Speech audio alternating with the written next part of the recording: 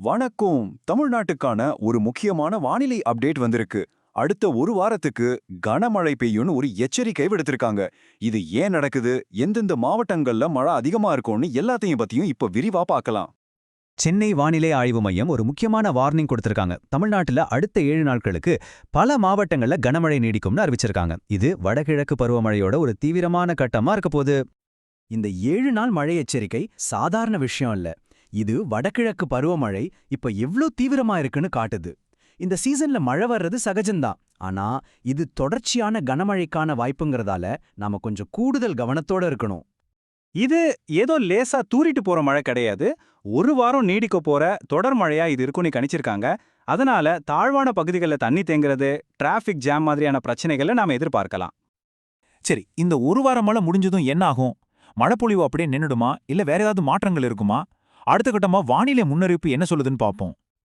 இந்த முன்னறிவிப்புல ஒரு சுவாரஸ்யமான 2 கட்டம் மாத்திரம் தெரியுது. முதல்ல அடுத்த 7 நாளைக்கு மழை தொடரும். அதுக்கப்புறம் மழையோட தாக்கம் கொஞ்சம் கொஞ்சமா குறைஞ்சு அதிகாலை நேரங்கள்ல பனிமூட்டம் அதிகமாகும். அப்படின்னா காத்துல ஈரப்பதம் குறைஞ்சு வெப்பநிலை மெதுவா மாறுதுன்னு அர்த்தம். இந்த மழைப்பொழிவு மாநிலம் முழுக்க ஒரே மாதிரி இருக்காது. குறிப்பா மேற்கு தொடர்ச்சி மலையை ஒட்டி இருக்கிற மாவட்டங்கள்லயும் நம்ம தலைநகர் சென்னையிலயும் நிலைமை எப்படி இருக்கும்னு இப்ப பார்க்கலாம். குறிப்பா மேற்கு தொடர்ச்சி மலையை ஒட்டி இருக்கிற நீலகிரி, கோவை, தேனி மாதிரியான மாவட்டங்கள்ல நாளைக்கு மிதமான மழைக்கு வாய்ப்பு இருக்கு. இதுக்கு என்ன காரணம்னா, அரபிக்கடல்ல இருந்து வர மேற்கு திசை காத்தோட வேகத்துல ஏற்படுற மாற்றம் தான். இந்த ஈரக்காத்து மழையில மோதி மேல எழும்பும்போது அது குளிர்ந்து மழையா பொழியுது. நம்ம சென்னையை பொறுத்த வரைக்கும் வானம் முழுசா மூடாம அப்பப்போ மேகமூட்டத்தோட காணப்படும். இதனால நாள்ல எந்த நேரத்துல வேணும்னாலும் திடீர்னு இடியோட மழை பெய்ய வாய்ப்பு இருக்கு. டெம்பரேச்சர் பாத்தீங்கன்னா பகல்ல அதிகபட்சமா 31 டிகிரி செல்சியஸ் வரைக்கும் போகும். ஆனா ராத்திரியில 24 டிகிரி வரைக்கும் குறையறதால கொஞ்சம் குளிர்ச்சியான சூழல் இருக்கும். இப்போ ஒரு முக்கியமான விஷயம், சமூக வலைதளங்கள்ல ஒரு புயல் உருவாக போகுதுன்னு சில செய்திகள் பரவிட்டு இருக்கு. அதுல உண்மை என்ன, அதிகாரப்பூர்வ அறிவிப்பு என்ன சொல்லுதுன்னு தெளிவா பாத்திரலாம். இப்போதைக்கு 2 விதமான கணிப்புகள் இருக்குது. சில தனியார் வானிலை ஆய்வாளர்கள் டிசம்பர் 18க்கு அப்புறம் ஒரு புதிய புயல் சின்னம் உருவாக வாய்ப்பு இருக்குன்னு சொல்றாங்க.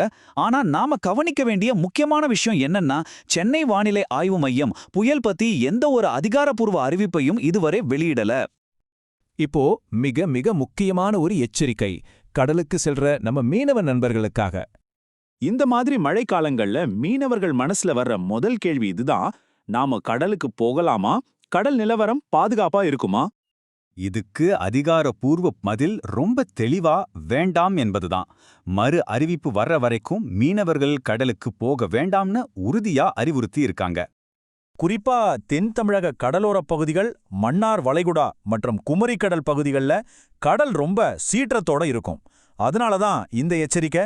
இந்த பகுதிகளில் பயணம் செய்யறது ரொம்பவே ஆபத்தானது. இதுக்கு காரணம் மணிக்கு 35லிருந்து 45 கிலோமீட்டர் வேகத்துல பலத்த சூறாவளி காத்து வீசும்.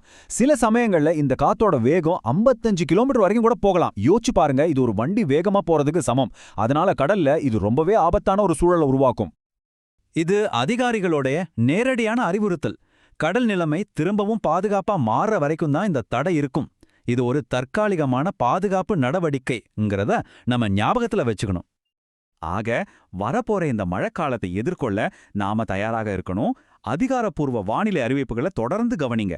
தேவையான முன்னெச்சரிக்கை நடவடிக்கைகளை எடுத்து நீங்களும் உங்க குடும்பத்தினரும் பாதுகாப்பா இருங்க.